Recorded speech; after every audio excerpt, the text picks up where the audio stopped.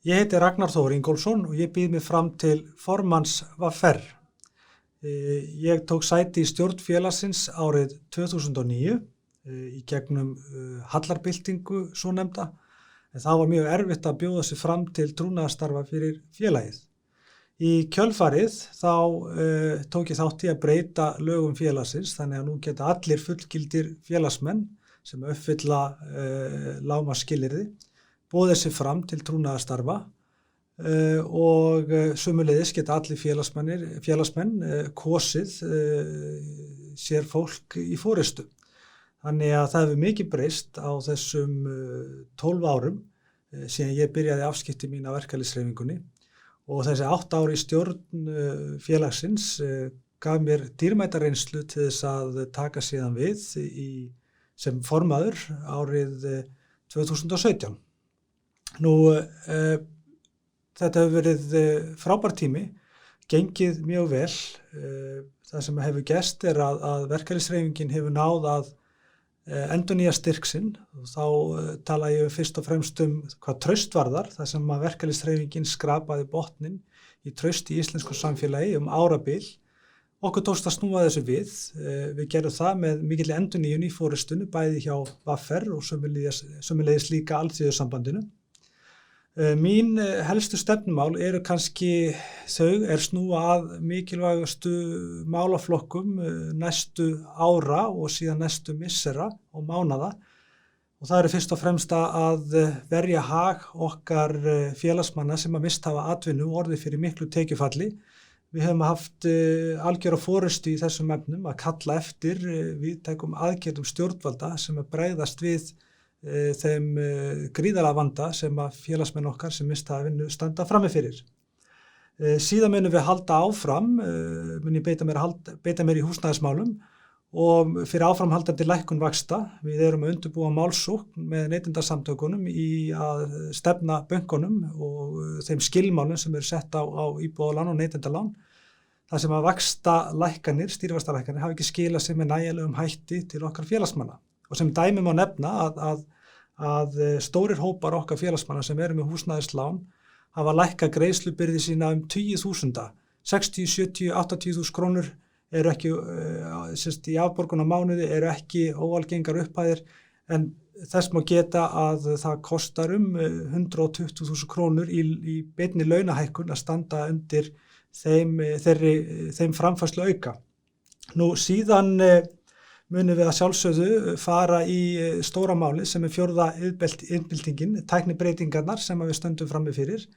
Við þurfum að taka inn í næstu kjarasamninga hluti eins og fjarvinnu. Hvernig getum við tryggt að okkar félagsmenn og launafólk almennt fái hlut af ágóða þeim sem að tæknibreytingarnar munu hafa í för með sér. Þar horfum við líka á atvinnulýðræði og sömuleiðis líka starfsmenntamálin sem við höfum líka haft algjöra forystu í. Meðal annars með því að setja af stað fagháskólanám í verslun og sömuleiðis á framhaldsskólastigi líka. Húsnæðismálin, þau verða fyrirferðarmikil, nái ég áframhaldandi brautargengi og við höfum líka verið þar í forystu. Það ekki nóg að lækka kostnaði við að lifa í gegnum lægri vexti, við þurfum líka að huga þeim sem eru á leigumarkaði og VR hefur líka haft algjört frumkvæði hvað þetta varðar. Við erum búin að koma Blæ af stað sem nýtt húsnæðisfélag á vegum verkalýðshreyfingarinnar og því félagi ætlað að verða eitt stærsta húsnæðisfélag landsins til lengri tíma eða þegar fram í sækir og bjóða þannig leiguna eða leiguhúsnæði sem raunhæfan valkost í húsnæðismálum sem búsetu og framfærslu öryggi. Það að segja að leiga ekki að sveiflast til með mörkuðum sem við höfum verið að horfa upp á síðustu ár með skelfilegum afleiðingum fyrir fólk á leigumarkaði. Eitt af stórum málunum líka eru málefni lífeyrissjóðanna. Ég mun beita mér fyrir því að sjóðsfélagar sjálfir kjósi stjórnir lífeyrissjóðanna. Það ekki nóg að fá atvinnurekendur út úr stjórnum lífeyrissjóða. heldur það líka því miður að aftengja verkalýðshreyfinguna líka vegna þess að þar liggur ákveðin vandi líka að hafa þessa tvo aðila sem eru til þess fallnir að vilja ekki skoða mál ofan í kjölinn ef að misbresti verða innan fjárfestingasjóðana. Þannig að þetta algjört lykilatriði og við munum hefja þá vinnu strax að sjóðsfélagar, þeir sem eiga sjóðuna með réttu, munu kjósa stjórnir þeirra. Lykilatriði. Nú, síðan varðandi lýðræðið að í aðdraganda síðustu kjarasamninga að þá voru 3.600 félagsmenn sem fengu að taka þátt í að móta kröfugerð félagsins. Kröfugerð félagsins ekki einkamál formanns eða stjórnar, heldur koma að því miklu fleiri. Það hafa aldrei eins margir komið að kröfugerð félagsins fyrir nú eða í aðdraganda lífskjarasamningana og það var gert bæði með víðtækum könnunum og sömuleiðis líka með því að vinna með okkar breiða og mikla baklandi sem 15 manna stjórn með formanni og síðan 82 trúnaðarráðs fulltrúar og sömuleiðis líka trúnaðarmönnum. Þannig að í heildina komu á 4.000 félagsmenn að kröfugerðinni og þar skoruðu hæst stytting vinnuviku, krónutöluhækkanir og síðan húsnæðismálin, vaxtalækkanir og lánakjörin og svo mætti lengi telja. Þar voru líka eldri félagsmenn með kröfu og að berjast á móti skerðingum og við getum stolt sagt frá því að við höfum tekið slaginn með eldri félagsmönnum VR og eldri borgurum og gráa hernum og erum að kosta og erum að reka málsókn gegn ríkinu vegna skerðinga á ellilífeyri samhliða því að koma á virku starfi eldri félagsmanna með stofnun og endurnýjun og öldungaráði VR. Sömuleiðis hefur okkur tekist mjög vel að virkja unga fólkið og munum halda því áfram bæði á vettvangi VR og Landssambands verslunarmanna.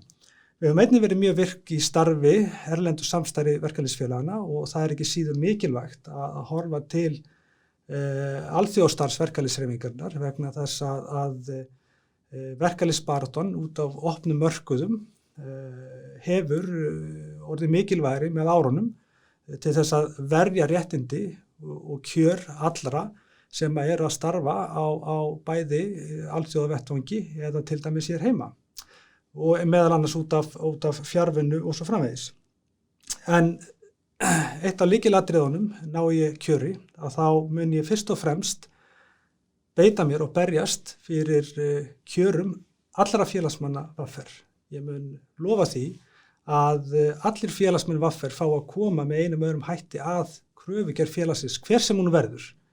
Og ég mun beita mér fyrir því að sérstaklega að verja bæði áunnur réttindi okkar og framtíðarréttindi þar sem að liggur fyrir að nú mjög hart sótt að okkur í hreyfingunni að veikja samningsréttin, breyta okkar samningsumhverfi sem að því miður hefur gert það verkum að félagar okkar á Norðurlöndunum sem ég funda með reglulega hafa verið að horfa á félagsaðild í frjálsu falli sem hafi skilað sér í mun veikari verkalýðshreyfingu þegar á reynir.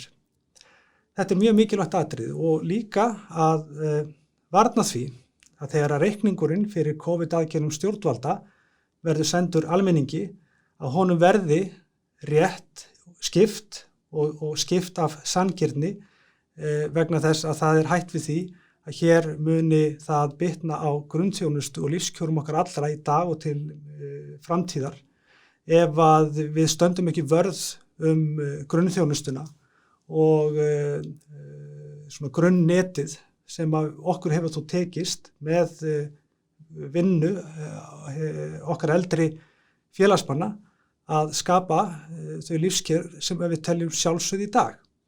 Þannig að kæri félagsmaður, nýttu kosningaréttin og kjósum. Það það mikilvægasta. Tökum þátt og mótum þannig og höfum áhrif á stefnu félagsins til framtíðar. Þakka ykkur fyrir.